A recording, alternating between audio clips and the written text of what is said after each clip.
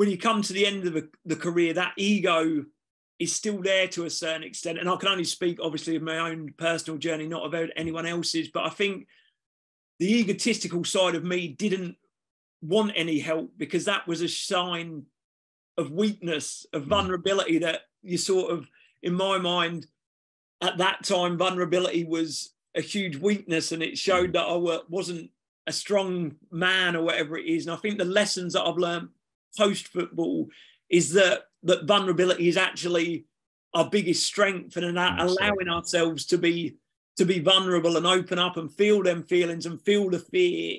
It helps us so much to develop as a human being, which is without doubt more important than anything else.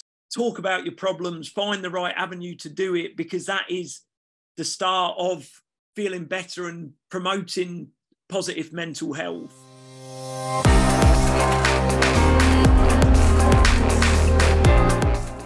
Luke, it's fantastic to have you here, mate. Thank you so much for agreeing to be interviewed on the Blue Light Leavers podcast. I know it's a little bit random in terms of what you normally do, so I'm incredibly grateful. And also, we connected a while back on LinkedIn. I've been following you for a while, without sounding like a stalker, but I've been following you for a while on LinkedIn, and you know what you've done post football, and it's great that we've connected. I'm really grateful to you, so thank you for that.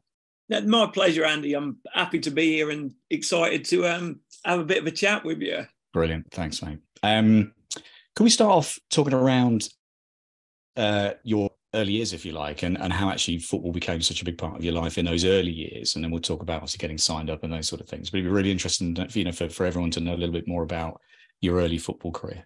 Yeah, I think the reason I fell in love with football, I obviously played it in the back garden as a child. Probably the biggest impactful thing that happened to me as a child, I was probably 5 or 6 years old, and my dad took me to my first professional football game. So he took me to the Abbey Stadium, watched Cambridge United play, and it absolutely blew my mind, being in the crowd, being so close to the players, sort of hearing the crowd sing, smelling the turf. And it was so impactful on me. I fell in love with the game instantly. I obviously played it with my brother, my family out in the garden, but that was the moment where I thought, wow, I love this. And I carried on sort of playing. I started in grassroots football as a 8-year-old. When I was a kid, it was organised football started at under 9, and I played for a team called Melbourne Tigers. That was the closest village team where I lived in Meldreth, and went there. And it was incredible being part of a team, playing with my friends. And back then, believe it or not, I was incredibly fast, like freakishly fast for a child. And we used to play even at 8-9 years old on a full-size pitch with full-size goals. And I used to be the striker, and my teammates used to whack the ball up the pitch. It'd go over the little defenders' heads, and I'd chase after it and tap it in the goal. And I scored loads of goals, got loads of success as a child. And that's probably where I realised I could be quite good at this, loved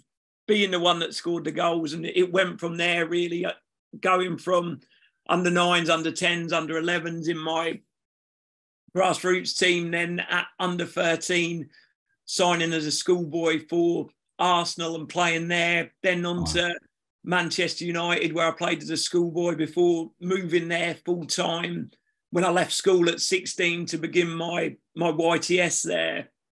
Incredible. So those early days, Luke, when you were, was it obvious that you were, to a lot of people, that you were a real talent and that you were going to follow that path into professional football?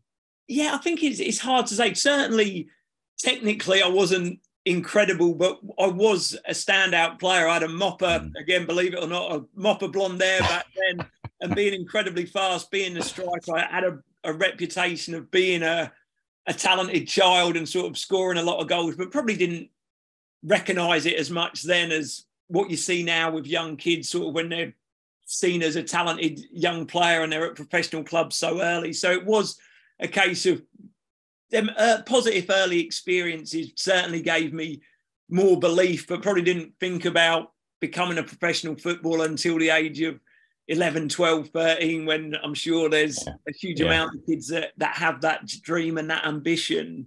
Yeah, me as well. I was just never talented enough, but yeah, it's so that when you first started getting picked up and people, showing an interest and how did Arsenal show an interest? And, was it a case of sort of approaching your parents and, the conversations that were taking place at that young age? How was that?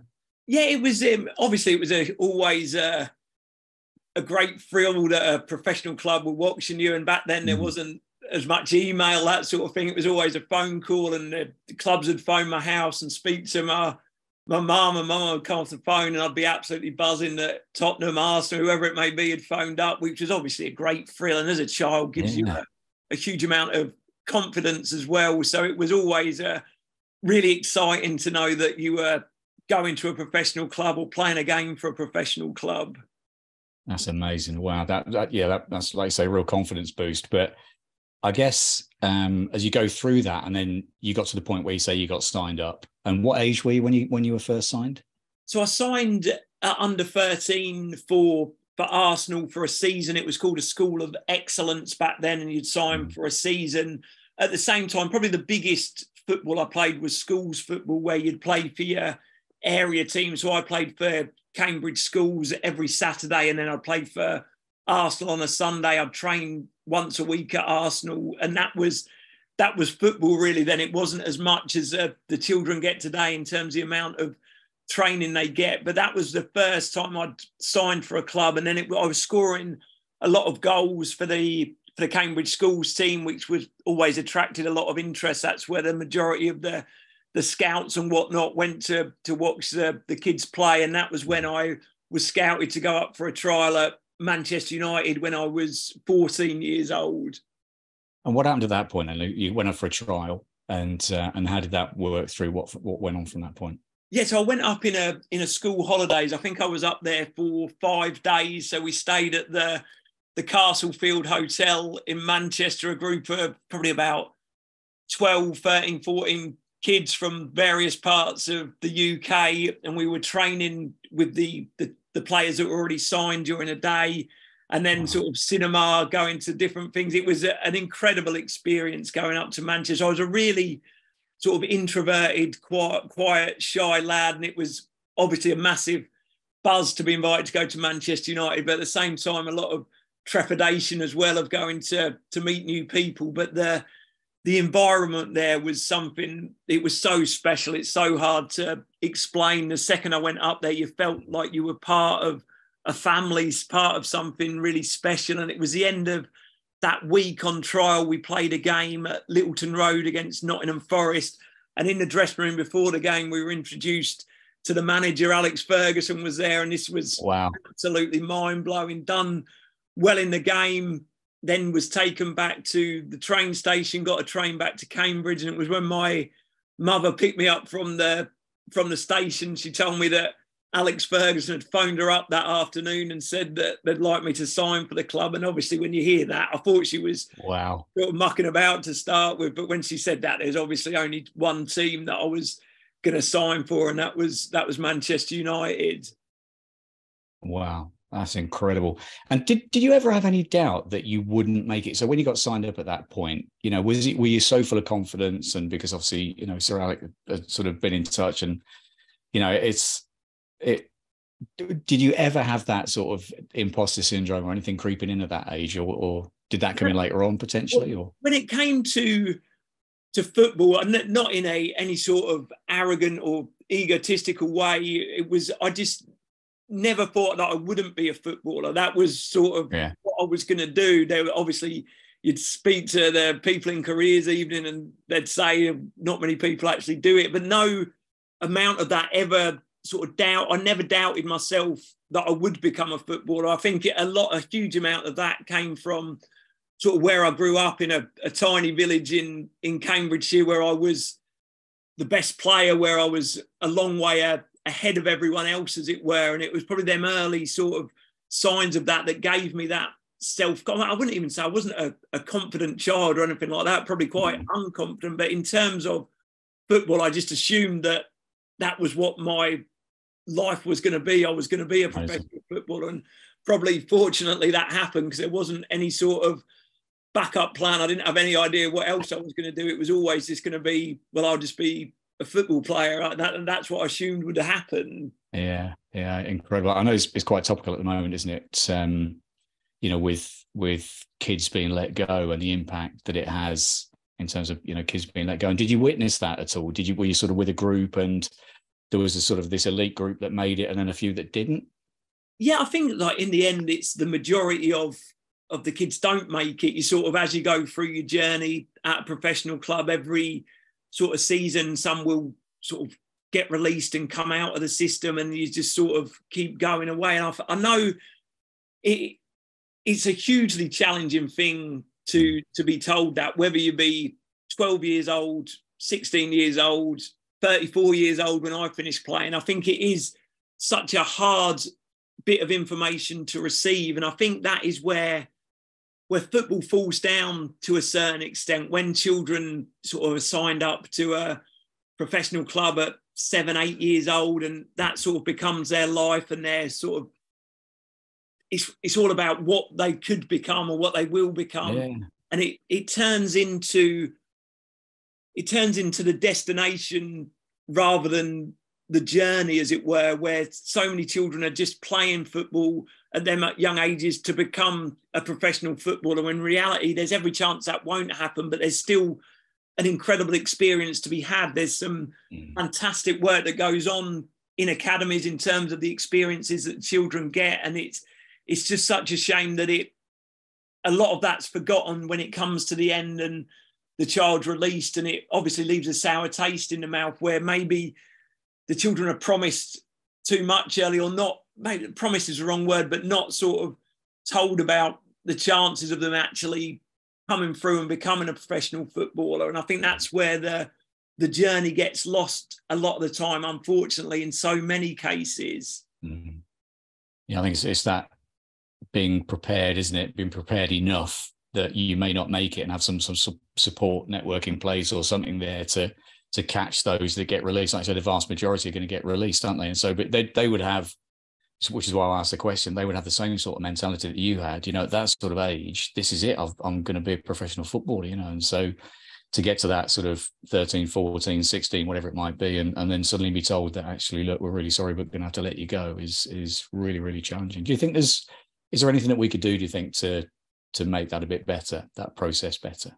Yeah, I think just sort of the information, the whole journey as a whole at the beginning of what there, and obviously you don't want to tell someone there's very little chance that you're going to make it, but at the end of the day, the kids that go on to have fantastic careers in football are going to do that. It's not about the coaching as much as I think what people may think. It's the child has got an exceptional talent and they go on to become a professional footballer. And I think just more information around, like, this is a wonderful experience. You're playing for a professional football club, but it is just a badge at the end of the day. It still is just a bunch of children running around in a certain club's kit, nothing more. They're still children at the end of the day. And I think it is just having that knowledge and having that network around them, that every chance this won't be their career, but there's so many lessons that can be learned and so many wonderful experiences that can be had throughout that journey.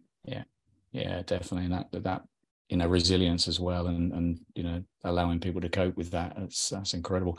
I know you've mentioned previously as well about maybe not signing kids up quite so young as well, haven't you? Yeah, I mean, that again is just my personal opinion. For me, children signing at clubs and travelling 3 times a week, 45 minutes an hour at 8 years old is just, in my mind, it shouldn't be happening. It shouldn't be an option. I completely understand why clubs do it, because they're all so scared about missing out on the next big thing. But in reality, at 8 years old, the kids they're just playing because they want to have fun. That's the only reason they're doing it. And playing football with their friends would probably be more beneficial for them, or as beneficial for them socially, and not doing all that travelling. So when I was sort of coming through, the age that you signed officially was 14 years old on a schoolboy form. But again, I can't see that changing now because of the size of the industry and how it is. But I do think there's more that can be done to make sure that every child has the best possible experience, regardless if they're going to become a football player or not become a football player. Yeah, absolutely incredible. Can you tell us about the first time that you played for the first team, Manchester United? Yeah, so my debut was actually in the Worthington Cup, it was called back then. So the league, Yeah. we played Aston Villa at Villa Park. I was 17 years old making my debut, and it was something surreal, really. The manager always used to do it back then, so we'd play a lot of the younger players in the Worthington Cup games, and it was to find out that you're playing. I was sort of finished training, and I walked back to my digs, which was about half a mile away from the training ground, thinking, wow, I'm actually going to do this. Like the dream, the fantasy when I was a child, every night going to bed thinking about if you just play one game in the Vauxhall Conference or whatever league it would be, that would be the dream come true. So to actually make my debut for Man United at Villa Park in front of 30-odd thousand people was something that I'll obviously never forget. We lost the game. I think it was 3-0. Villa were a much stronger, more experienced team than us. And I remember in the dressing room after the game, and the manager obviously weren't happy that we got beat. And I was sort of had my sitting there looking at the floor, but in the head, I was absolutely buzzing that I'd just sort of fulfilled this dream of playing a proper game for a professional club. And it was a surreal experience. Incredible. What about first time for your home game playing at Old Trafford? So first time I came on at Old Trafford, this would have been a good couple of seasons later after I'd been on loan to Royal Antwerp and come back to the club, and it was against Middlesbrough, and we were winning 1-0, and I think I came on for about 2 minutes at the end of the game.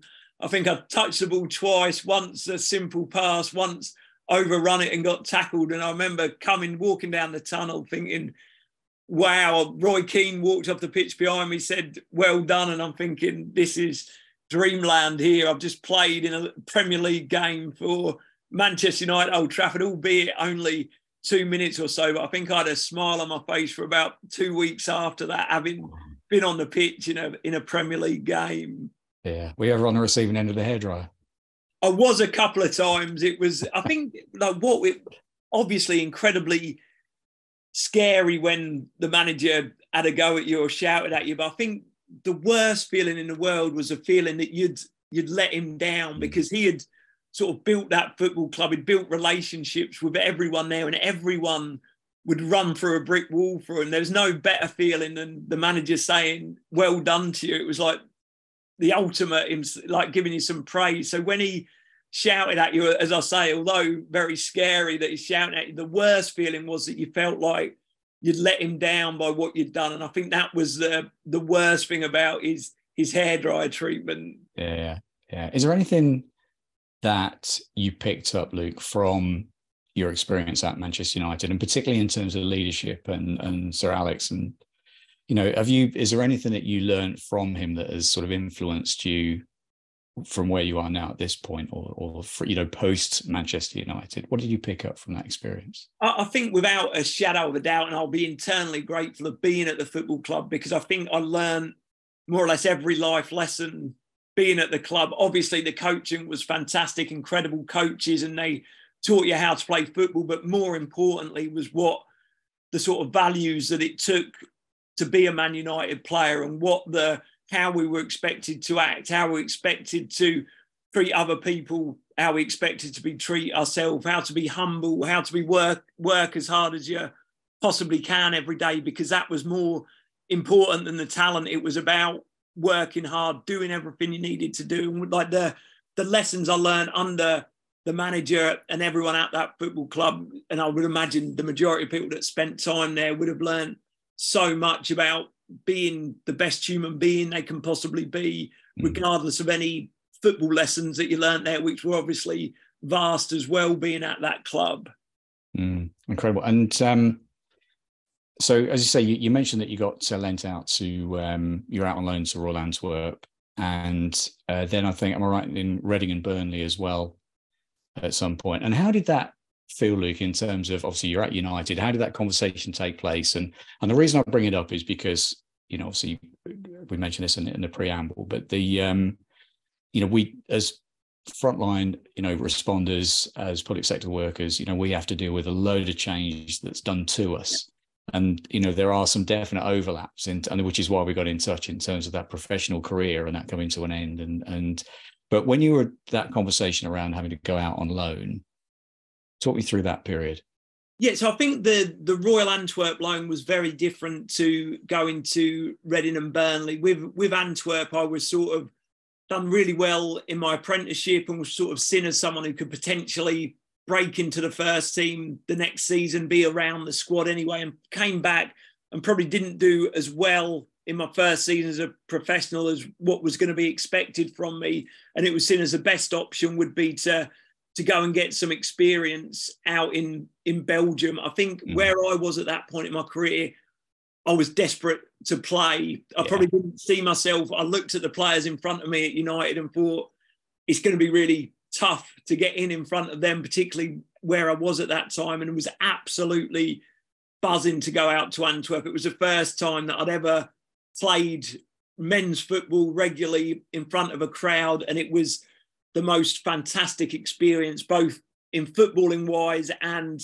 sort of learning about myself as a human being, living in a different country and whatnot. And that was a wonderful experience where when I got called back to United, I was actually gutted that I had to go back because I loved it so much in Belgium. Wow. I was playing every week, playing well. I assumed I'd just be going back to Manchester to be a reserve team player. They wanted me back because I'd been gone for 9 months or so and it was just time to go back. So I was very surprised that when I did go back, I was sort of involved in the first team squad, sort of starting a few games, more often than not being on the bench or at least being in the squad. When I went to Reading and Burnley, I knew that my time at Man United was coming to an end and it was an opportunity to go play some football, sort of put yourself in the shop window to potentially sign for one of the clubs. And that was completely different in terms of what it was. I'd probably, what I absolutely loved was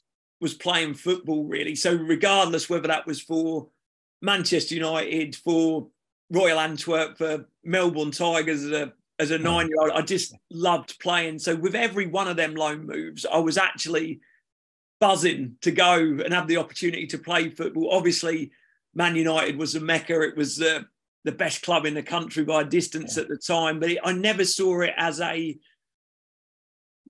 obviously it was a downward step in terms of the level, but it was still another opportunity to go and play football, to do what I wanted to do. I think at United, I had a one season where I was in and around it, had some impact in some games, done okay and sort of stayed around it, and then suffered with a few injuries and never really had the same impact after that first season. So for me, that was the opportunities. That it was time. My time at Man United was up, and it was now go and find a journey to try and to be a professional footballer for a prolonged period of time. Amazing. That's brilliant mindset as well. I love that. That is fantastic. It really is. And then you got signed up by West Ham.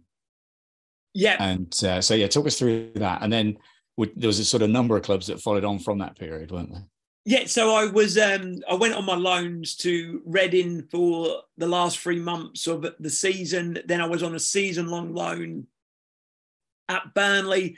Then I was back at Man United, but knowing that I was not in the plans and was sort of looking for a new club. Because there was a lot of players away on internationals, I still got myself on the pre-season tour with the first team to America. So I went out there. It was an incredible experience. And while I was out there, I was told that West Ham had come in. Did I want to go?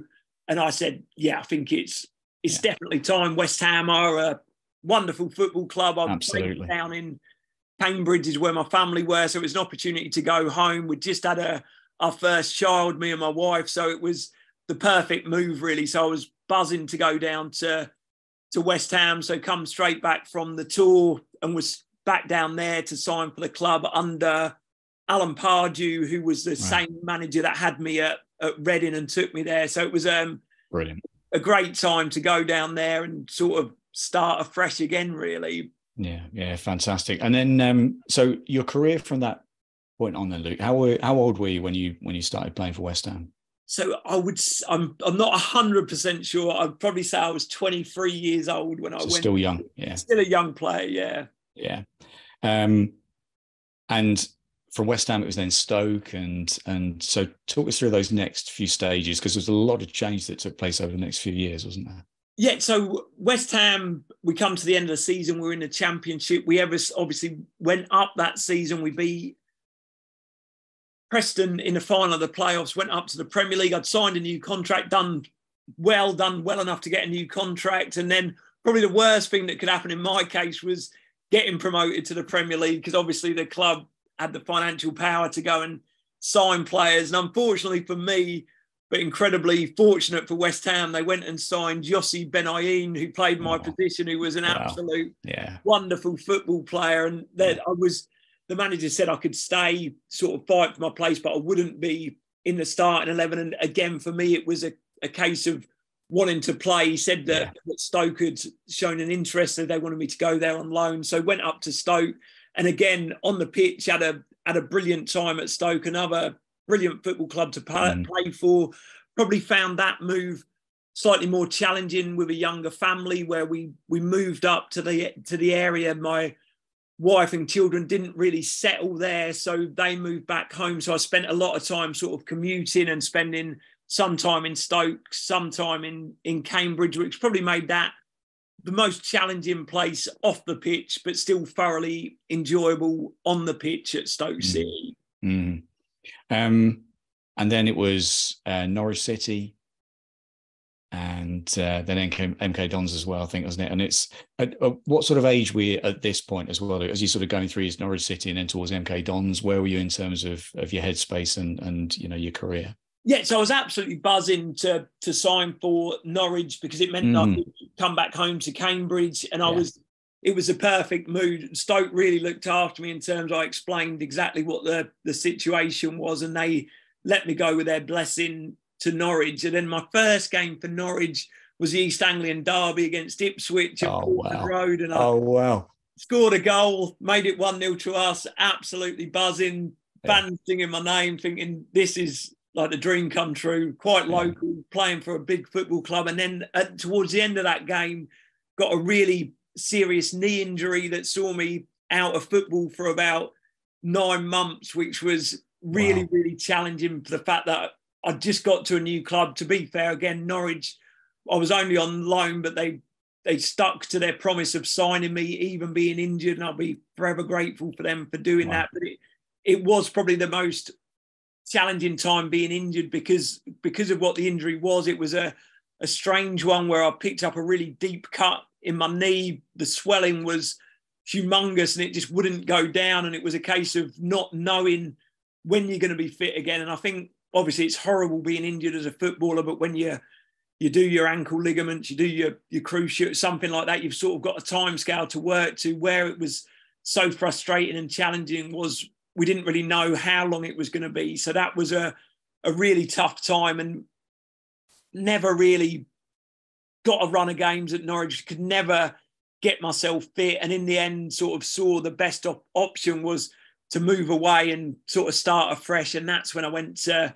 MK Dons and had a brilliant time there, in terms of I stayed injury free for the vast majority of it, really enjoying my football close to home, and spent a fantastic 5 years at MK, who were always brilliant with me. It was a lovely place for the wife and kids and family to come and watch me play, and thoroughly enjoyed my time there. Yeah, that's just down the road from us, and because I'm in Northamptonshire, I think we said, and so you've been down to the MK Dons Stadium, and it's a great place, really impressive. Yeah, it's obviously not as good as Sixfields, obviously. No, of course. When you look back, because I think from MK Dons you went back to Cambridge United. Yeah, so that was always the dream, as I've sort of alluded to at the start. As a 6-year-old, Cambridge United is probably the reason why I fell in love with the game and became a professional footballer. And I always said I wanted to play there at some part of my career. And at the end, it was sort of a dream come true to go back and play a season or so at Cambridge, and sort of have that experience of playing for my hometown club where I grew up watching the games. Yeah, incredible. And so as a professional footballer, I think, was it around 18 years or so? Was it 18, 19 years of your career, your professional career? Yeah, it would have been around that, 18 years. When you look back over that period, in terms of the place where I guess where you learnt the most or that had the most impact on you, you make a natural assumption that might be Manchester United, but were there other clubs where, it maybe had a bit more of an impact for different reasons and sort of what lessons, if you like, did you learn from those different moves? What did you pick up along the way?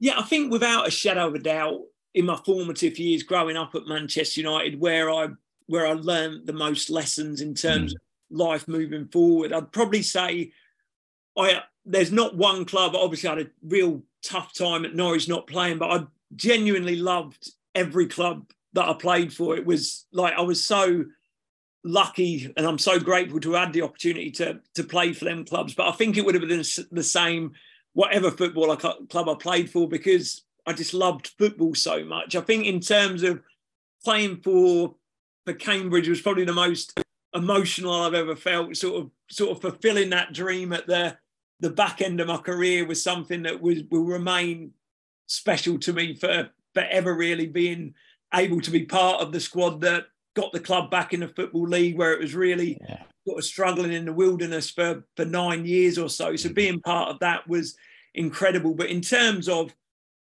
sort of the lessons that I've learned, you probably don't realise them actually playing football. I think it's more when you come to the end that you realise, because you're just sort of in that bubble, you're getting up, you're training, you're trying to be in a team on a Saturday, you're trying to play well on the Saturday, and it is really all-encompassing, really, being a professional footballer. And I think it's when you have that bit of time, when it does come to an end and you've got the time to reflect, that you really appreciate the lessons that you have learned throughout that career. Yeah. As you were coming up towards the end of your career, Luke, and this is something that we struggle with a lot, basically. As we're coming up towards the end of the career, we have absolutely no idea what we can do and how, the skills. And this is why we originally connected, you and I, obviously through the post that you put on LinkedIn, a very similar sort of post around that, coming up towards the end of your career and not really sure of that transition and what you can do. How was there a point where you sort of started to realize that maybe it was coming to the end, and what did you put in place? How were you approaching that period?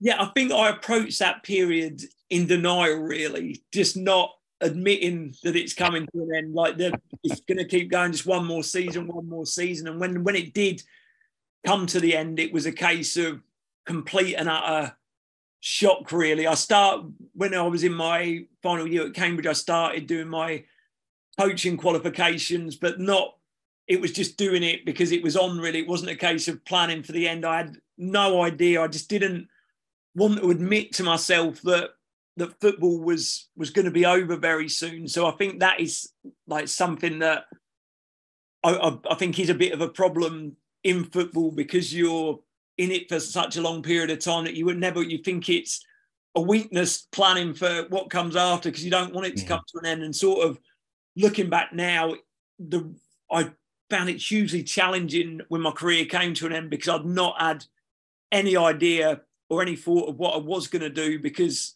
I didn't want it to stop. But in reality, it was always going to stop. Yeah. Because I know you did your coaching qualifications as well, didn't you? So were you doing those, sort of few years towards the end of your career? So did you see that as because I think if I remember right, you went from Cambridge United to Soham, and then you went back to Cambridge United as a coach. Was that something that you sort of prepared for? Or was that your plan B, if you like, outside of professional football?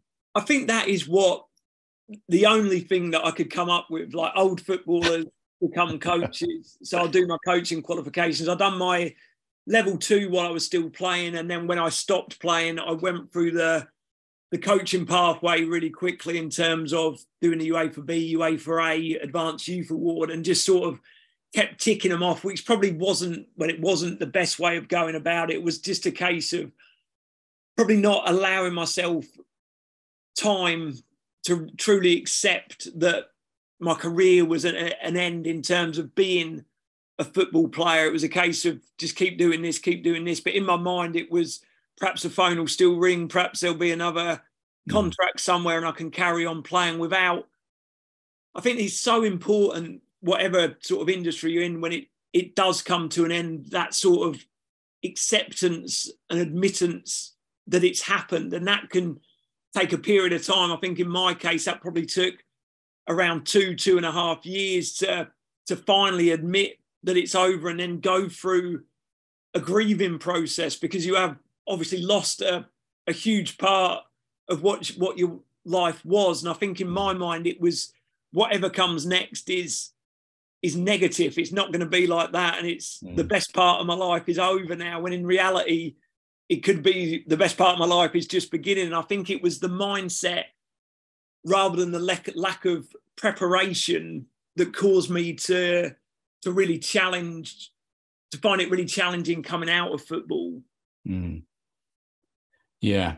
And that mindset's really, and it's actually, we struggle with that loss of identity as well. As a emergency services professional, it is that loss of identity, and I guess it's very, very similar, very parallel, with that professional sport as well, isn't it? It's all, you've been known as this person for such a long time, and then you're not, and that's really challenging. 100%, yeah. And I think that is a huge part of when you stop doing something that you've done for a number of years, particularly obviously what you speak about in the emergency services in sport. And that's you from the age of sort of 11, 12 years old, when I was seen as a talented footballer. That was me. It's not Luke the person, it was Luke the footballer. And you sort of get used to that, and you're in that bubble for a period of time. When you come out of it, you just feel like, what am I now? What do I offer the world? And all I'd really known myself as was a football player. I'd never really learnt about myself. It was always just about Tuesday or Saturday. Did I play well? Then on to the next one. When I think that without a shadow of a doubt, the most important person we ever build a relationship with is ourselves. And I think I'd never done that with me as a person. I'd just done that as me and a footballer. And if things were going well on the football pitch, then everything's fine. If things weren't going on well on the football pitch, then you've got to put them right. But it was never about, why am I feeling like this? What feelings have I got? It was all built around football.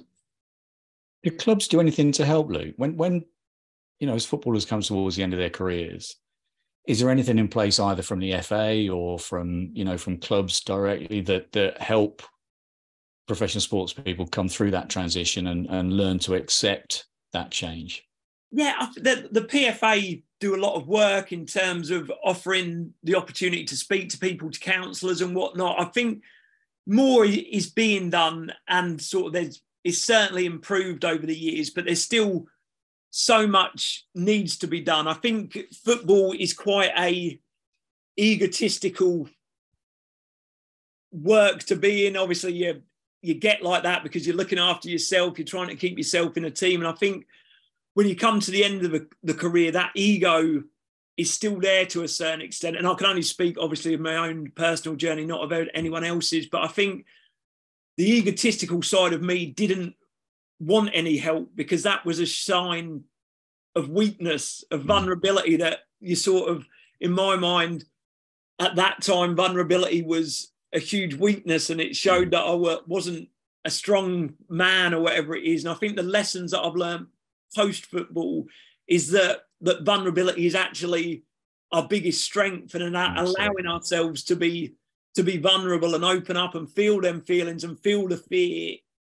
It helps us so much to develop as a human being, which is without doubt more important than anything else. Yeah.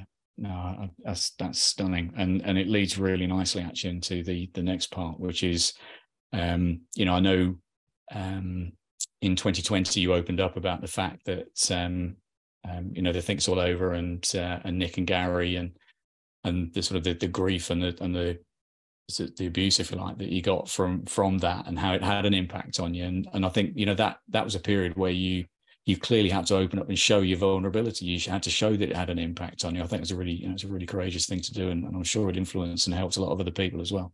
Yeah, I mean, it was a bit strange, really, how that came about. So it was like what I said was on social media, and it was around sort of, we were going through lockdown at the time. I'm sure everyone's mental health was fluctuating through that time, because we'd never experienced anything like it, or the world had never experienced anything like it. And the sort of message that I was saying, and don't get me wrong, I don't see myself as a massive superstar that everyone will listen to or anything like that. But what I was trying to say is, when I went through that period of my life when I was getting people saying negative things about my appearance and whatnot, I wasn't emotionally intelligent enough to speak about it and open up about my feelings. And the message that I was trying to portray was, if you're feeling low in this situation, that the best start or the best course of action is to talk about it, to get it off your chest, to feel that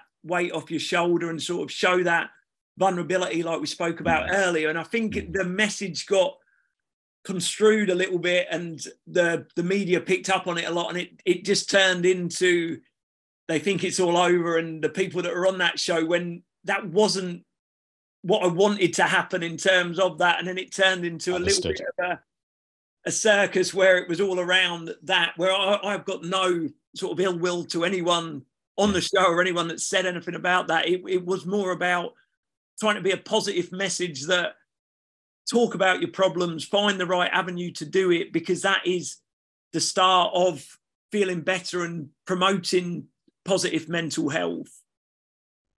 Yeah, stunning, absolutely stunning. Thanks for that. That really helps, and it's interesting to know the context, because obviously I do my research before speaking to people, and that was one of the things that popped up, and so to get the context behind that and what the actual meaning was when you put that message out, I think is incredibly positive. And it's just funny, isn't it, how things can get grabbed hold of and turned into a big story when actually it's there for all the positive. It's there. It was a positive message. That's, you know. So. Yeah, and I think it was incredibly surprising that it got as much sort of leverage as it did in terms of that. I suppose the power of social media, really, while we're sitting here having a chat today. But again, it was something that got pulled out of proportion. But at the same time, that I had a number of messages, but with people saying that me speaking out has helped them, which, to be honest with you, absolutely blew my mind to hear that, and to think that by saying something about it has helped someone. I mean, there's no better feeling in the world than helping someone in a positive manner. So to receive the messages I did was, like I say, incredibly humbling to hear that. Yeah, stunning, and it's lovely that you had that impact, definitely, and yeah, well done. That's something you should be really proud of. Thank you. Let's talk about being director of Football Fun Factory and how that came about and what it is. Because obviously there's a lot of people who within the emergency services, real football fans, and this may be an opportunity for them as well. That's something they might be interested in. So, was it a case of like you wanted to leave a bit of a legacy, Luke, or was it just sort of, how did this come about? Was it through network and people that you knew?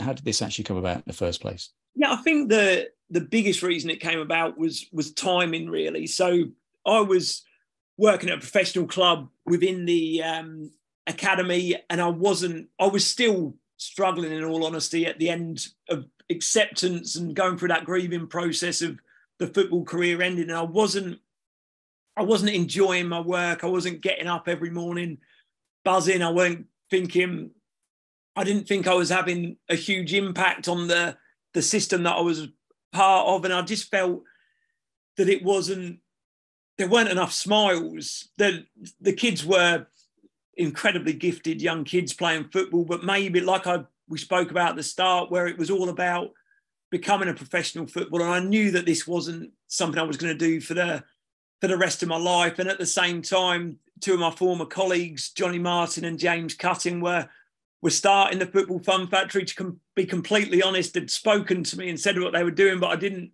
really, well, it'd be rude to say I weren't listening, but I didn't completely understand. So it actually came about of going on a podcast with them, and they were talking about the Football Fun Factory, and the passion that they spoke with and the way that they were building it really struck a chord with me. The Football Fun Factory is all around giving children fun experiences playing football, regardless of ability, boys and girls just playing for fun. No pressure, no competitive game on a Saturday with mum and dad and the coach is screaming on the pitch. It was all about enjoyment. And it reminded me so much of my first experiences playing football. When I went to that Melbourne Tigers grassroots club as a 8-year-old boy, I certainly can't remember any tactical or technical information I was given them, but I remember that I loved it. And I remember that the coaches made it so much fun. And the first coach of a child is so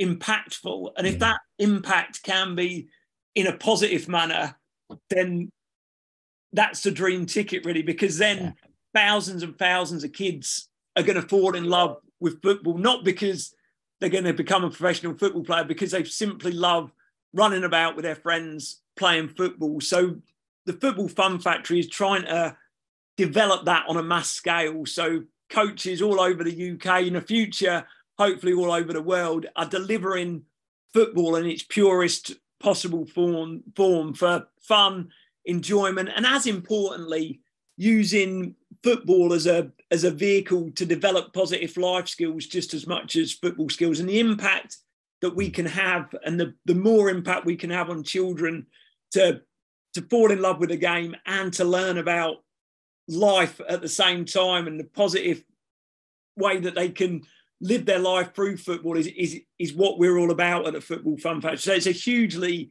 rewarding organisation to be involved with. And to be honest with you, it couldn't be any further away from professional football. But in the same way, it's made me fall in love with the game on an even deeper level than being a footballer and going through that process. I love that. That is incredible. And it's a franchise, isn't it? All right, I think it's a franchise. Yeah, so we're a franchise organisation. So in the UK in particular, obviously we're quite young to franchising, 3.5 years old, but done a huge amount of research into it. And I think franchising's hasn't got the best of reputations in this country. And a massive reason behind that is the people that we've spoke to, they've given a company a load of money, they've given them an operations manual, and off you go. What we want to develop is a team of like-minded people, a team of coaches that love football coaching and love child development, and putting that together and work together to really create something incredibly special. Oh, you're clearly doing that. I've obviously done my research and it looks amazing. It really does. So if people want to find out a little bit more about Football Fun Factory, where do they go? Yeah, so the website is the footballfunfactory.co.uk. All the information's on there. We're all on, well, I'm on social media. I couldn't tell you my handles though, because I'm absolutely useless. Or if anyone wants to drop me an email, it's luke@thefootballfunfactory.co.uk. And I'm more than happy to have a chat with anyone that's got any interest or would like to learn more.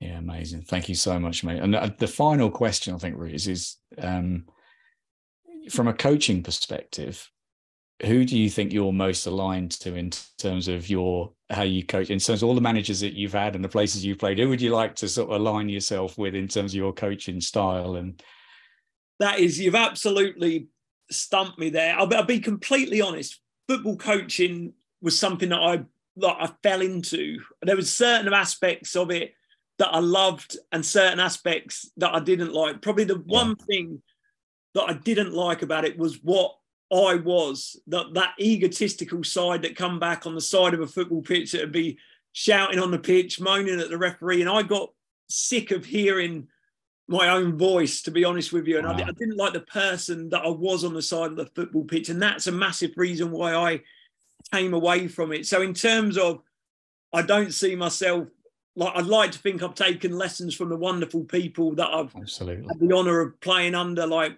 Sir Alex Ferguson, Steve McLaren, Tony Pulis, so many fantastic people. But I think I'd never see myself as a first team manager on the side of the pitch, because that's not something that I'm interested in. Yeah, no, that makes perfect sense. And something I wanted to ask as well that I forgot to ask at the time was you talk about that period where it was really challenging, really difficult as you're coming towards the end. Did you actually get any help and support, or did you just work things out yourself? Yeah, so I went through the PFA and spoke to a counsellor, and sort of that was a real sort of eye-opening in terms of, it was a real changing point in me. I think they come to a point where it just all sort of broke down, and I just kept it up, all trapped inside, and then just let myself be emotional. And I thought I'd never really allowed myself to do that, but it was such a enlightening feeling of allowing that vulnerability that I felt so like a new person straight away. And that gave me the emphasis to seek the help that I required and speak to people. And it was without doubt, just admitting to myself and letting myself break down, to cry and to grieve that process was without doubt the most important thing I'd done to then move on with great sort of confidence and excitement for the next period of my life post-football. Yeah, mate, honestly,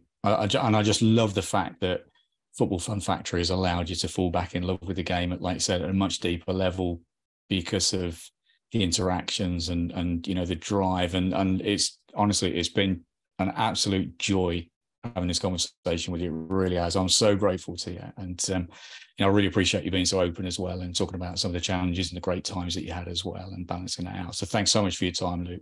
No worries, Andy. Absolute pleasure speaking to you, mate. Thank you, mate. So there you go. Huge thanks to Luke for his time and for just being so open and honest about everything he went through. But he's just so positive and it's just such an amazing story. And I love the fact that he'd fallen in love with football again at a much deeper level as a result of the Football Fun Factory and actually getting back to that grassroots football. So just so many parallels, and I really hope you enjoyed it. So if you like what you heard, then please leave a review. You can do that on Apple and on Spotify, and it makes a huge difference. Obviously, subscribe as well, because it just really helps to get the message out there. And you know, if you like what you heard, then share it with your mates as well. You can share it via WhatsApp and any other means you like. But let's continue to get the message out that this podcast exists.